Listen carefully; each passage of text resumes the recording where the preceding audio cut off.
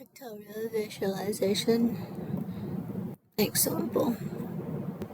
Okay, so we can do the pictorial visualization for that little pyramid, and we're going to start sketching here. We're starting with a block, and then we're going to remove the back portion, right, in the same way, because we want to create a triangular prism, and then get rid of another side, because we're building a prism which is a pyramid. Okay, and then we are going to remove the left portion.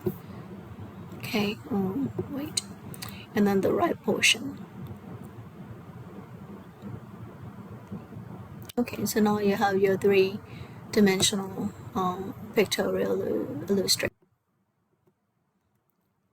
Then here is your sketch, yeah, how we sketch it out from the box or block. So this is your pyramid, the dark lines that we draw. That's your hidden line to the other side of it.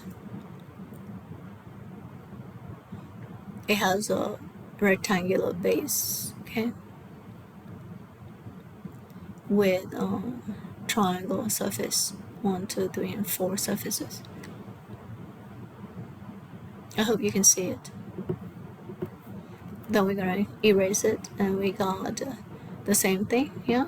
So going back, see, we erase all of the lines, and then we get the projection of that.